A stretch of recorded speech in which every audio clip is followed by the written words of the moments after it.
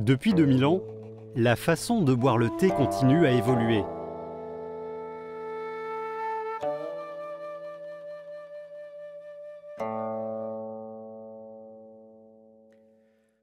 Mais pas besoin d'une machine à remonter le temps pour retrouver le goût des salons de thé de l'Antiquité. Dans certains coins du monde, des thés anciens existent toujours, avec leur grâce et leur sobriété.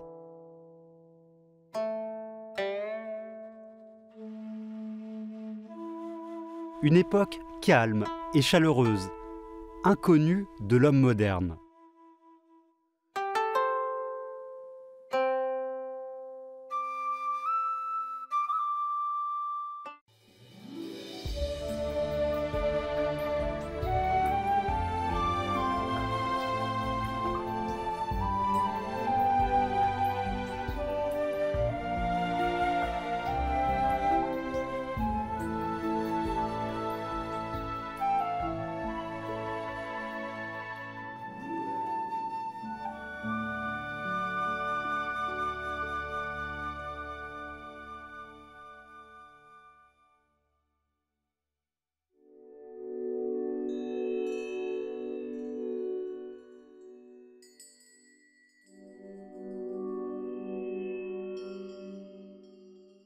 Boire du thé est une chose simple.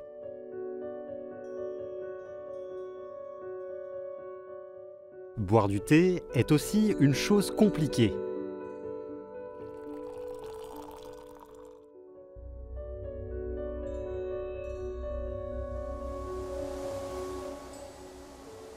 De la simplicité à la complexité, les Chinois ont mis plus de 1000 ans.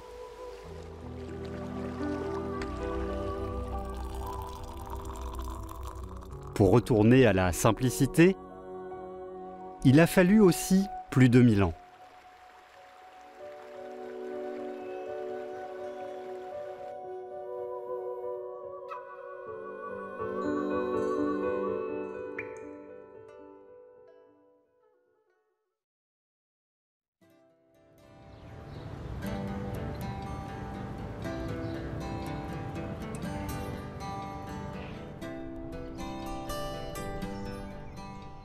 J'enseigne la cérémonie du thé japonaise à Pékin.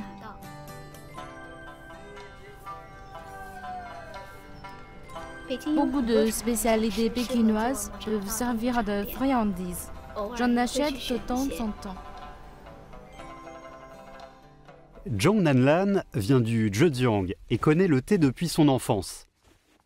Il y a 17 ans, alors étudiante en japonais à l'Université des langues étrangères de Pékin, elle a été prise de passion pour le chado dès leur première rencontre. Après ses études universitaires, elle est partie étudier le chado au Japon pour être une professionnelle. Bon, on va pratiquer le premier geste. Levez votre tête doucement. Sortez le fukuza de votre poitrine, mettez-le à l'horizontale avec votre main droite. Quand les 3 doigts sont devant, élevez votre main droite en position horizontale. On dit souvent que la cérémonie du thé japonaise est trop exigeante, trop codifiée, mais je crois que c'est justement ce dont on manque.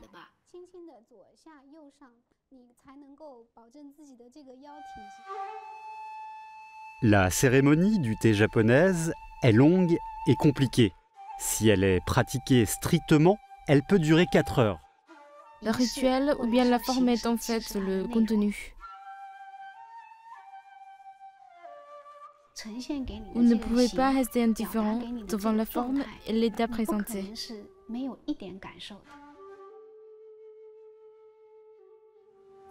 L'angle de chaque geste et la hauteur des mains doivent se conformer strictement aux règles.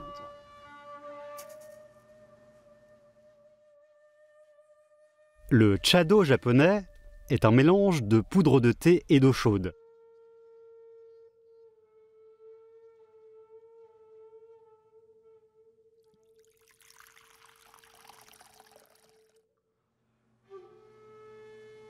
L'étape essentielle de la cérémonie, c'est lorsque l'on fouette le thé avec le chasen pour obtenir un liquide de constance uniforme.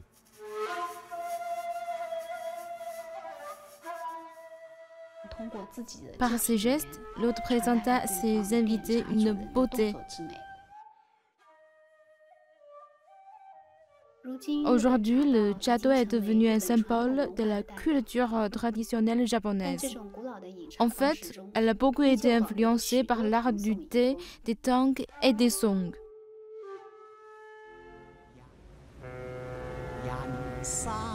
Zhong Nanlan n'est pas la seule à chercher l'empreinte de la dynastie des Tang.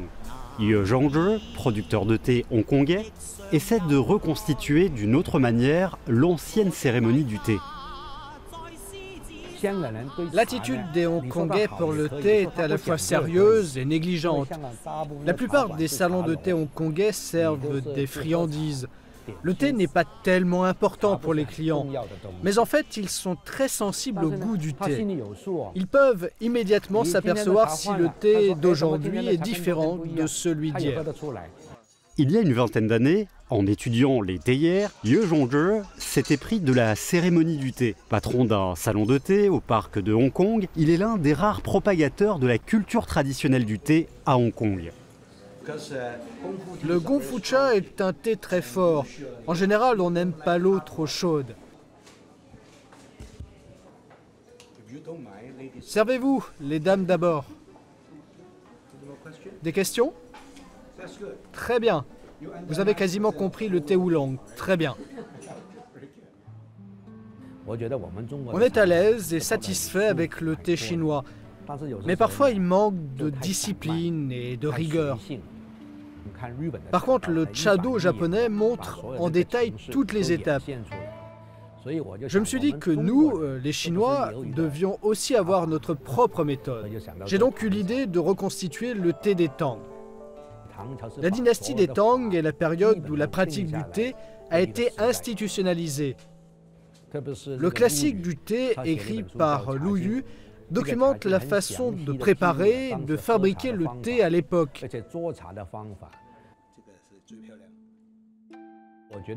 Je trouve que ce goût ressemble plutôt au thé primaire du Yunnan.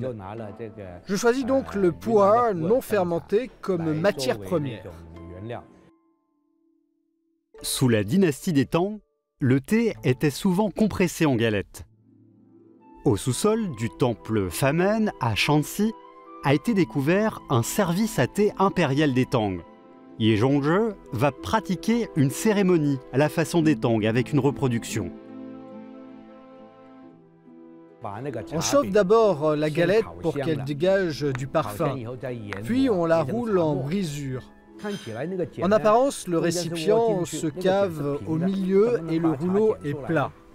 On se demande comment on peut écraser le thé avec ça, mais dans les faits, c'est très efficace. Il y a encore une boîte de tamisage avec de la place dedans. En poussant et tirant la clé, on peut tamiser le thé. La première étape consiste à traiter la galette de thé. Il faut utiliser une marmite de fer pour bouillir de l'eau. La source et la température de l'eau sont très importantes. Si l'eau est trop chaude, il faut la refroidir.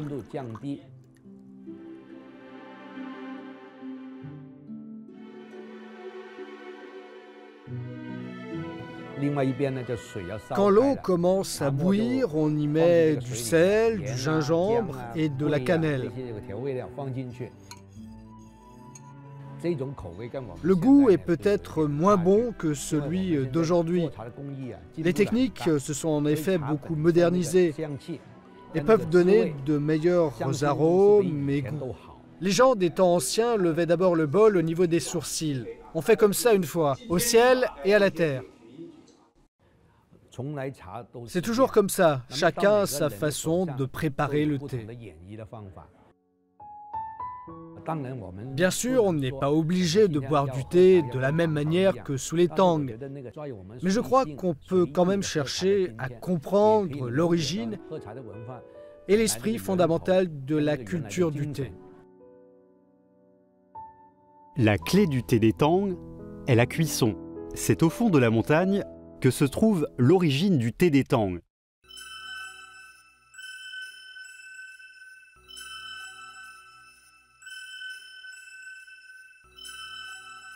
Chaque année, lors de la fête de Qiming, les Tudia à Henshe offrent des sacrifices au dieu du thé avec le nuo, une tradition qui remonte à la dynastie des Tang. Le dieu du thé donne un ordre.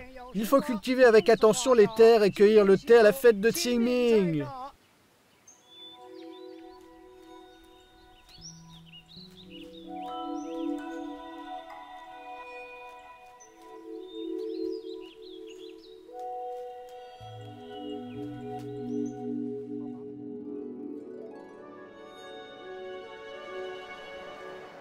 Xulin vit dans la vallée d'Henshe depuis son enfance.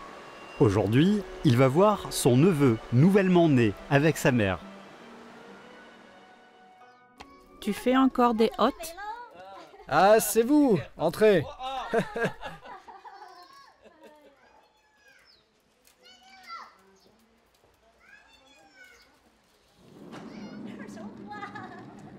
Xulin ne travaille pas aujourd'hui. Entrez. Chez les Tudia, la soupe de thé à l'huile est depuis longtemps indispensable pour accueillir les invités. Selon la légende, on utilise la soupe faite de feuilles de thé frites pour guérir les maladies causées par l'humidité et la chaleur. À l'époque de pauvreté, le thé remplaçait la viande lors du repas du réveillon du Nouvel An.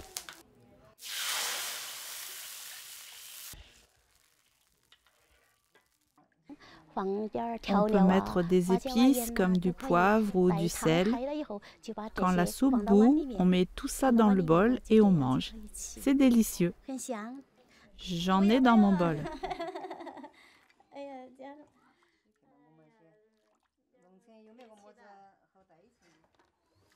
C'est délicieux. Prends encore un bol. Manger du thé est la façon la plus ancienne des Chinois de le goûter. Le temps passe moins vite à Henshe, embrassé par les montagnes. Ici, les vieilles traditions sont plus faciles à conserver. Xulin aime bien le goût de la soupe de thé à l'huile. Malheureusement, il ne peut pas l'exprimer. Mon grand-fils Xulin est tombé malade quand il avait à peine 2 ans. Il est devenu sourd à cause d'une intoxication à la streptomycine. Mon petit-fils est déjà père. Xulin aime bien sa nièce et va souvent la voir. Maintenant, mon plus grand souhait est de trouver à Xulin une épouse. Il y a quelques années, Xulin a été embauché comme travailleur à l'usine de thé.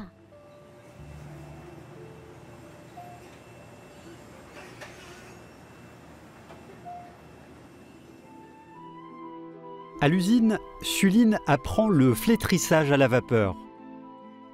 Cette technique, qui remonte à la dynastie des Tang, peut donner un verre plus pur et un goût plus frais.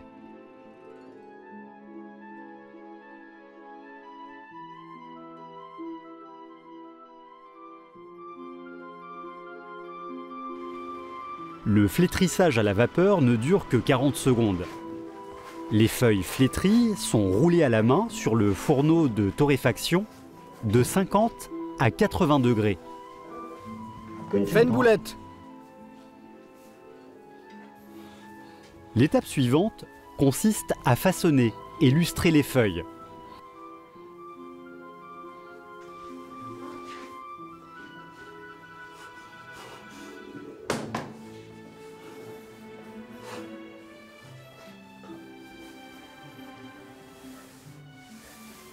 Après 1h30 de travail manuel, les feuilles dégagent un parfum frais et prennent la forme d'une aiguille de pin. Voici le thé Ulu, rosée précieuse, la spécialité d'Henshe. Tu vois? C'est comme des aiguilles de pin, n'est-ce pas? Le thé Ulu est indispensable dans la vie des habitants d'Henshe. Ils y retrouvent le goût de la dynastie des Tang d'il y a plus de 1000 ans.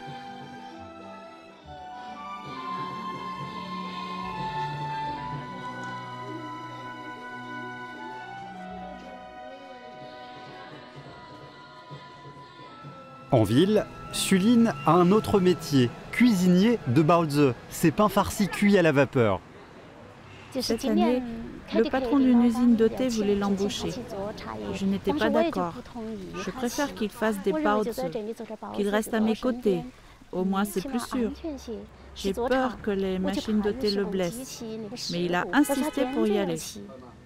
Entre le baozi et le thé, il a choisi le thé.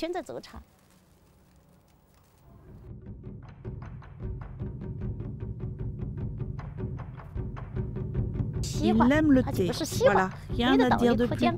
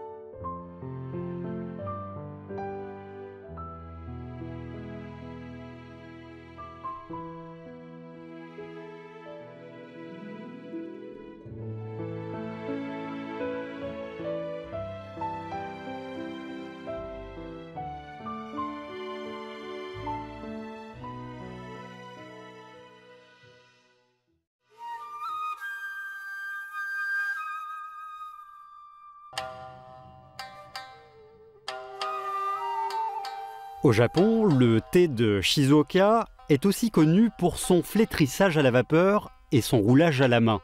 Chaque printemps, les producteurs se rassemblent pour échanger des techniques.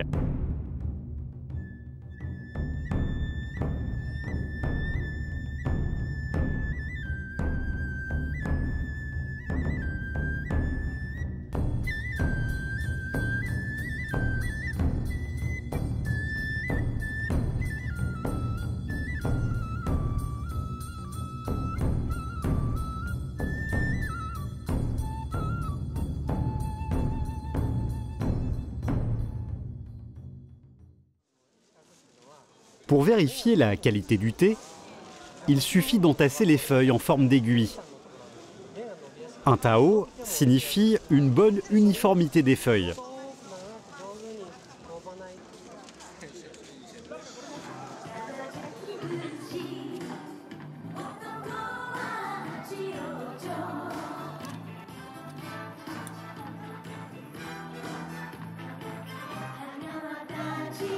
Chaque année, une cérémonie est organisée à Shizuoka pour marquer l'arrivée de la saison du thé.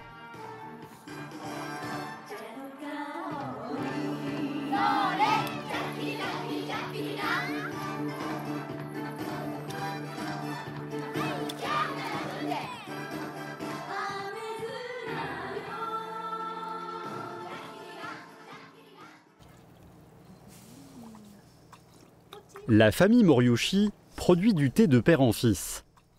Madame Moriushi est venue de Tokyo il y a 20 ans. Les enfants ont grandi, mais le couple s'occupe toujours de leur plantation de thé. Depuis 2002, leur thé est envoyé à la famille impériale. Les voisins s'entraident lors de la première cueillette.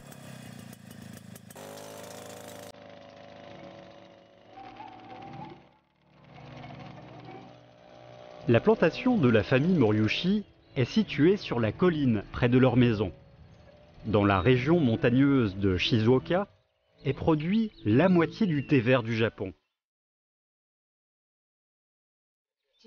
Les gens qui nous aident à cueillir les feuilles sont plutôt âgés. Au début, j'avais peur qu'ils ne viennent pas, mais à les entendre dire bonjour en souriant, je suis rassurée.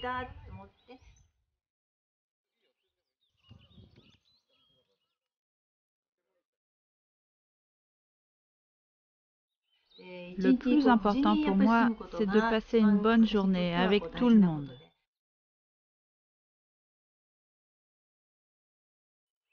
Quand ils me disent « à demain », je suis aussi très heureuse.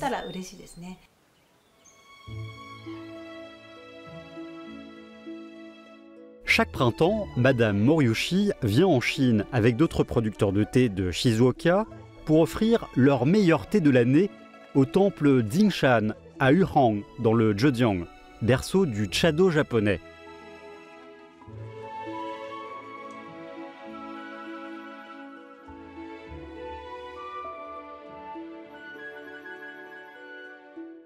Sous la dynastie des Song, les bouddhistes japonais sont venus en grand nombre étudier en Chine. Leur destination préférée était le temple Jingshan, berceau de 18 écoles zen japonaises sur 24.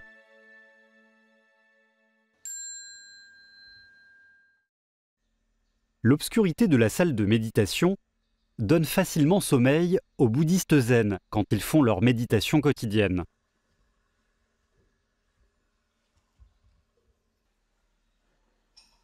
Pour se réconforter, ils commencent la méditation avec une tasse de thé.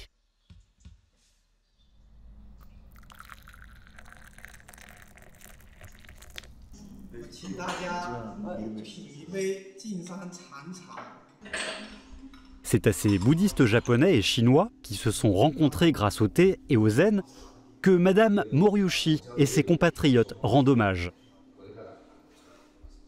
Les bouddhistes du temple Jingshan des Song ont créé une cérémonie du thé basée sur la technique Jiancha en prescrivant l'environnement, les ustensiles et les procédures. Introduit intégralement au Japon, la Jiancha a inspiré la plupart des écoles de thé japonaises.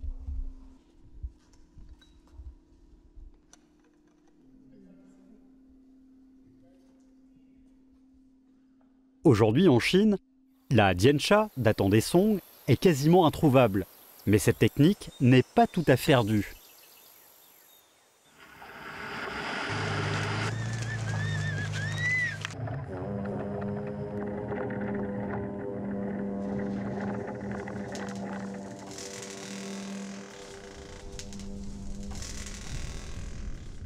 À 2700 km du temple Jingshan se trouve le district Bahu, dans le Sichuan, à une altitude maximale de 5700 mètres. Il faut 3 jours de route en voiture pour aller de cette région à Chengdu, située à seulement 900 km.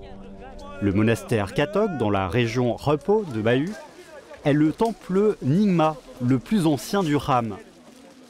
Ici, un rituel du feu unique est en cours. Les gens sont persuadés que le feu peut emmener des aliments et du thé à leurs parents dans un autre monde.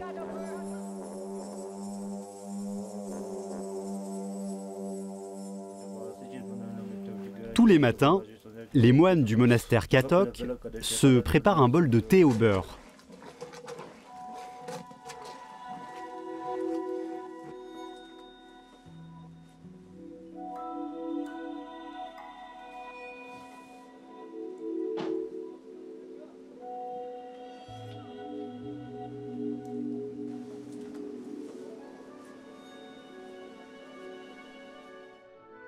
À Repo, on prépare le thé au beurre d'une façon particulière.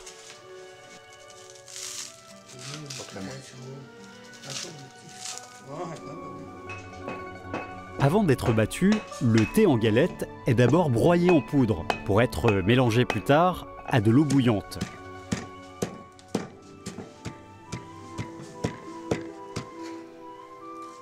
Les Tnissons utilisent le fouet pour battre le thé en poudre. Tandis qu'à Repo, les Tibétains utilisent un tronçon de bois.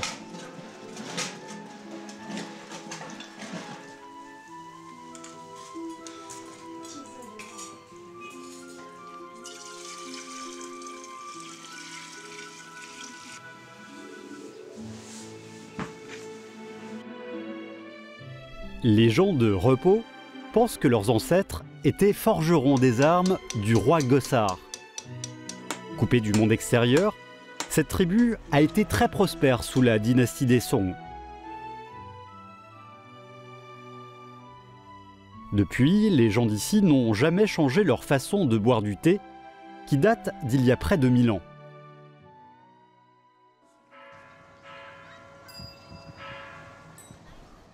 Le Chado japonais a été beaucoup influencé par la culture des Song.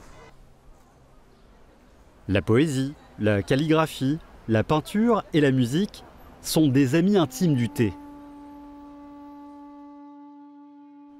À Kyoto, près du temple Kenninji, il y a une salle de thé. Son propriétaire, Tsukamoto Tikusen, est un célèbre artiste de shakuhachi, une flûte de bambou traditionnelle japonaise. Il a débuté à l'âge de 6 ans le shakuhachi qu'il pratique pour le zen.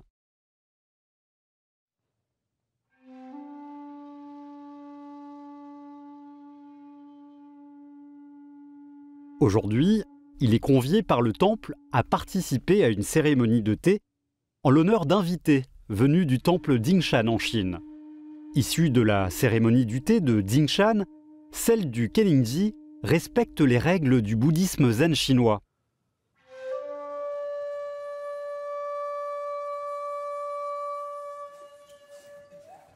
Quatre invités principaux amènent chacun 8 compagnons. L'hôte met devant chaque invité un bol contenant de la poudre de matcha et une boîte de friandises.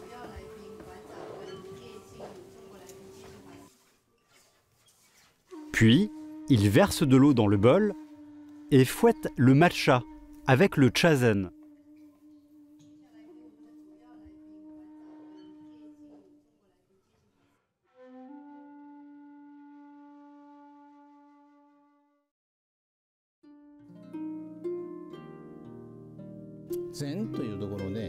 Les différentes pratiques zen sont communicantes.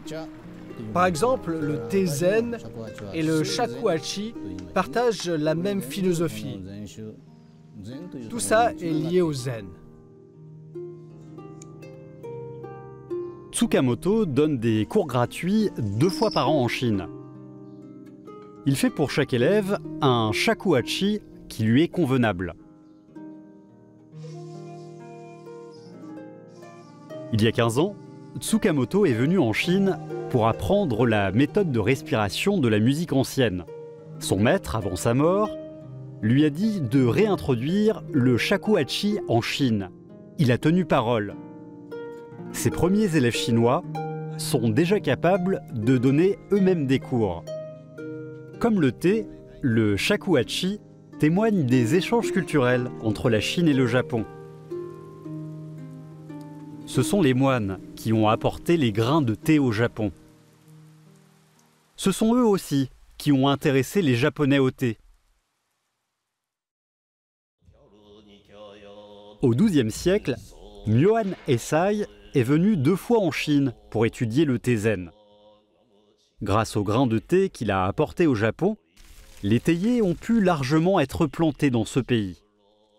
Il est considéré comme le fondateur du thé japonais, marqué par la culture des Song. Après la chute des Song, avec la diminution des échanges culturels entre la Chine et le Japon, le thé s'est développé dans des voies différentes dans les 2 pays.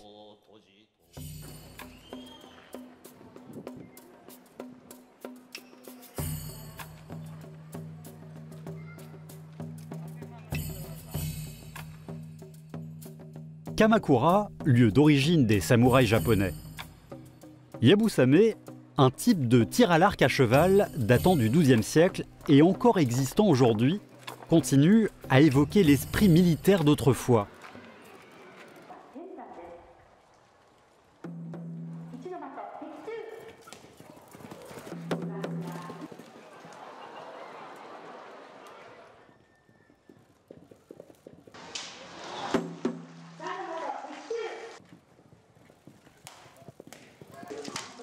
Pour les samouraïs, la sérénité mentale est aussi importante que les arts martiaux. Le thé leur a procuré une bonne voix.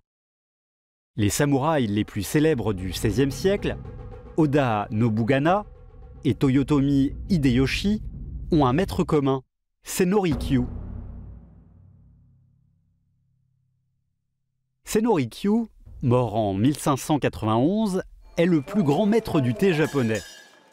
Aujourd'hui, son descendant, Sengen Shitsu, est considéré comme un Senno-rikyu moderne.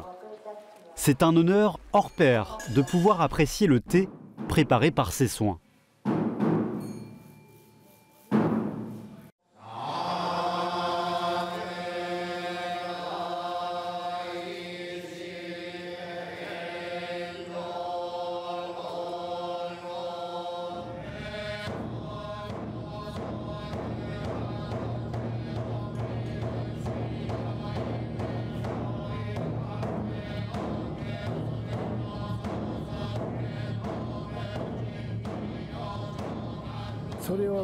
Je me souviens que quand j'avais 8 ans, en première année à l'école primaire, mon père m'a emmené dans la salle de thé. Là, j'ai commencé à étudier le Chado.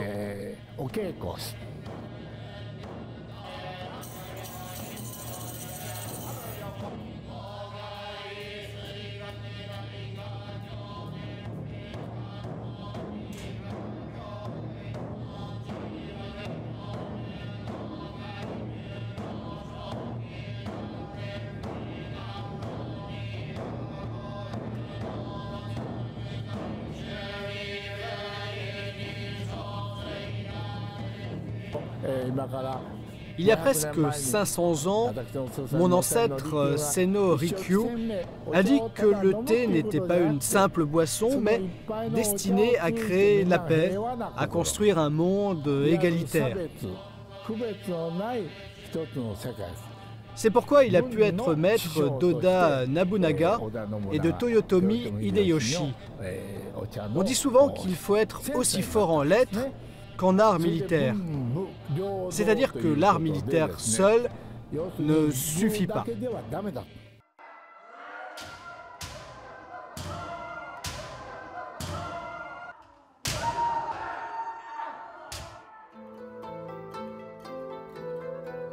Le kendo moderne demande des exercices physiques et mentaux pour former un esprit fort. C'est la sublimation de l'esprit de samouraï.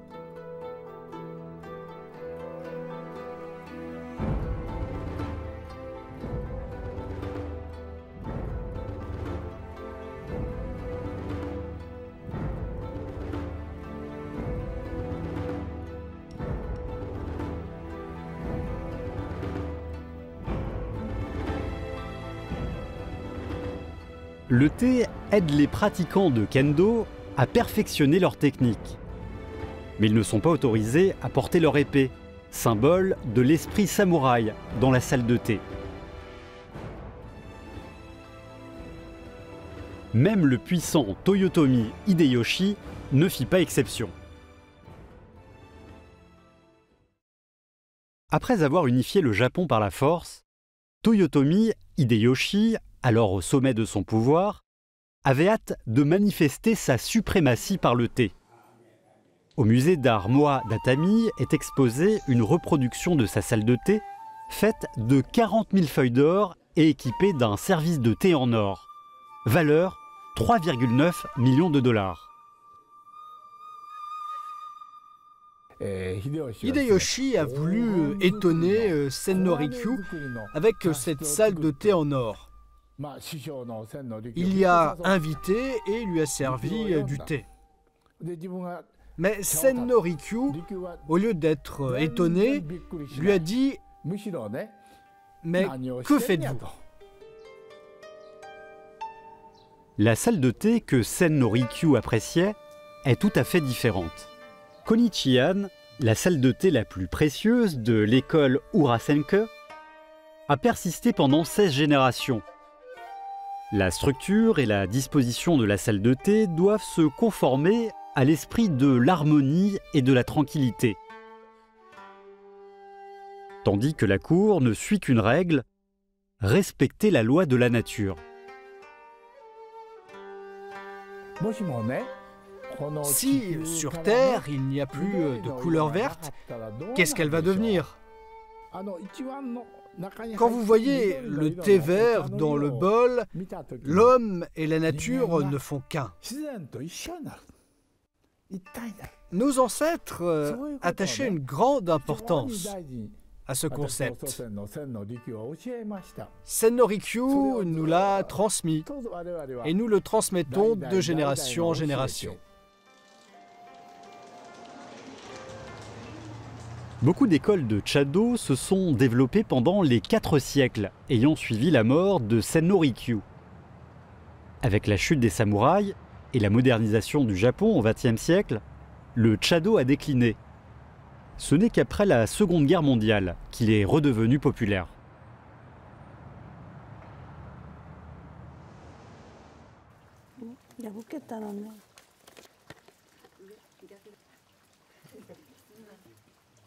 Le thé que tient Miyagi Mariko n'est pas le meilleur des Shizuoka. Mais toutes les boîtes sont peintes à la main par les enfants de Mariko. Ils aiment représenter la scène de la cueillette, mais leur sujet préféré, c'est leur maman.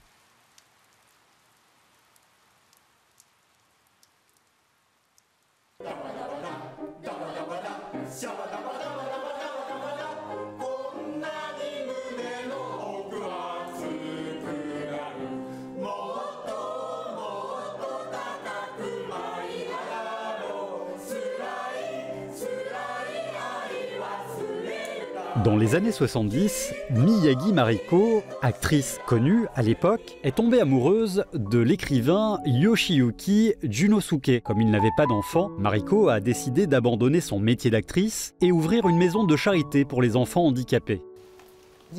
Mon mari me dit, d'abord, ne te plains pas. Ensuite,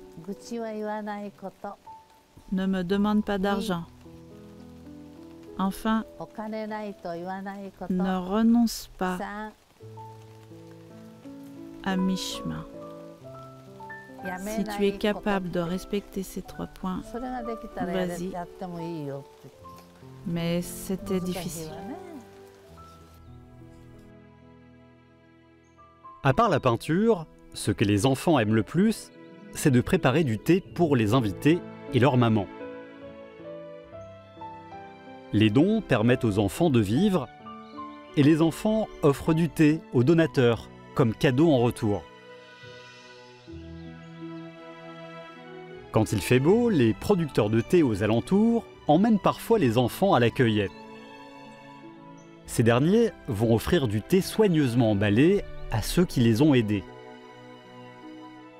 Ces enfants ont survécu au séisme et aux catastrophes. Je veux leur donner la possibilité d'étudier et d'être aimés.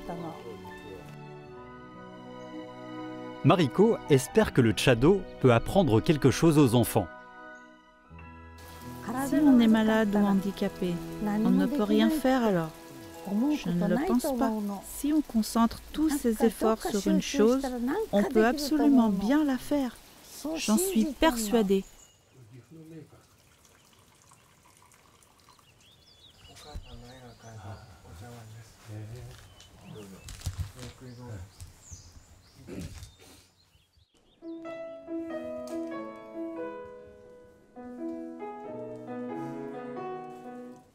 Le mari de Mariko est mort il y a 20 ans. Il est de plus en plus difficile pour Mariko, qui aura bientôt 90 ans, de s'occuper seule de ses enfants. Mais elle est sûre que même sans elle, les enfants vivront toujours heureux dans le monde du thé et de la peinture.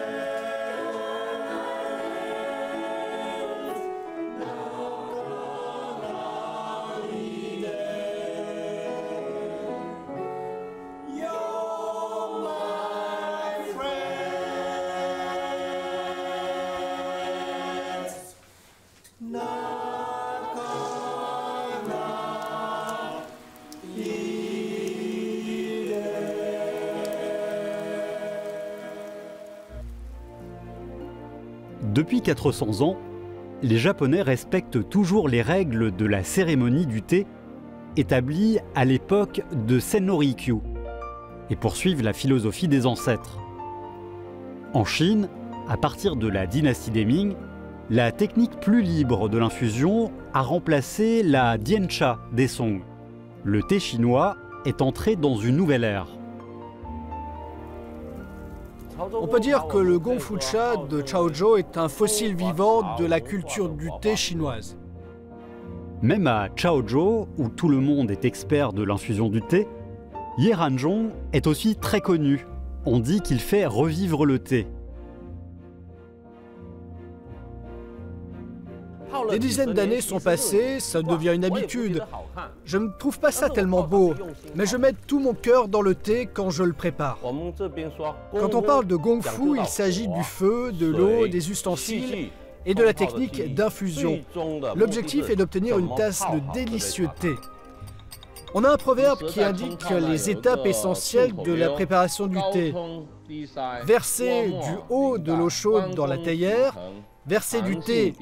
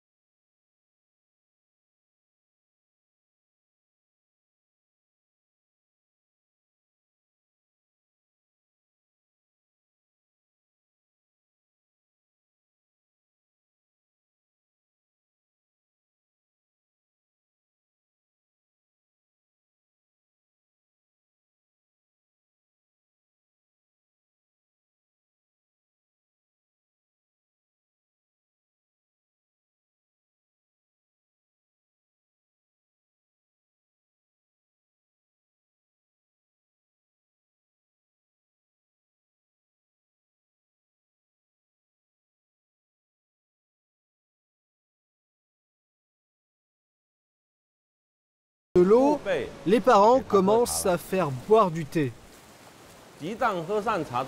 Une fois cette habitude prise, difficile de s'en passer pendant sa vie.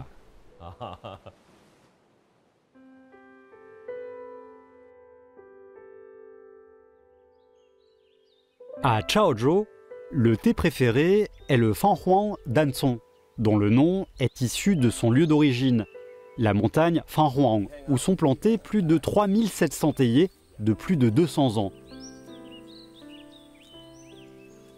C'est dans cette montagne que Yeranzhong donne aux étudiants leur premier cours de thé.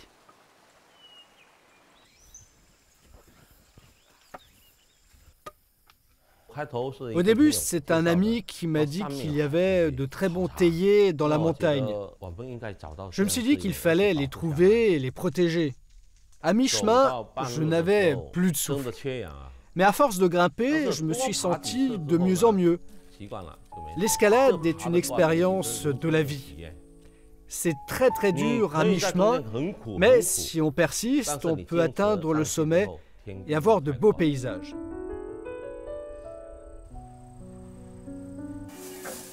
Il faut faire du thé avec application. Une seule gorgée et on peut savoir la qualité du thé et dans quel état d'esprit il a été préparé. Le Fanhuang Dancong est un thé oolong semi-oxydé, connu pour ses arômes variés. Deux points essentiels dans la préparation du thé. D'abord, rendre le thé agréable à boire, puis chercher à lui faire émettre des arômes. Tu l'as infusé trop longtemps, sinon il aurait un meilleur arôme. L'exploration dans la montagne est un cours obligatoire pour les débutants en thé. Yeranzhong espère que l'esprit du thé pourra intéresser de plus en plus de jeunes.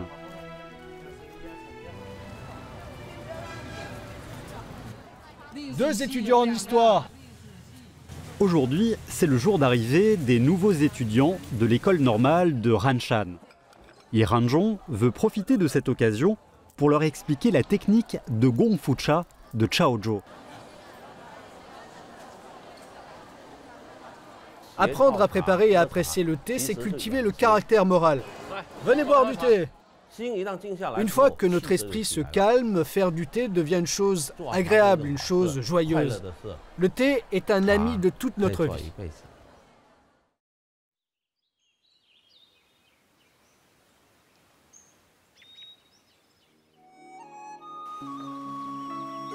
Depuis un millénaire, les Orientaux cherchent dans une tasse de thé l'essence de la vie. Les Tang cuisaient le thé. Les Song ont développé la technique Diancha. Les Ming infusaient le thé au lieu de le manger.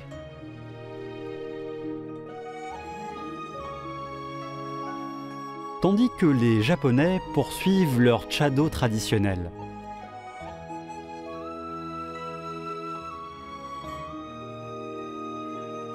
Le temps catalyse le thé, et le thé exhale le parfum de l'esprit.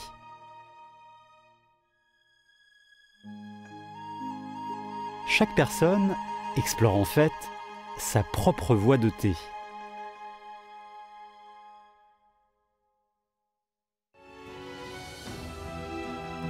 La diffusion du thé a atteint son apogée au siècle dernier. De l'Asie à l'Afrique, le thé a trouvé un foyer dans toutes les terres adéquates.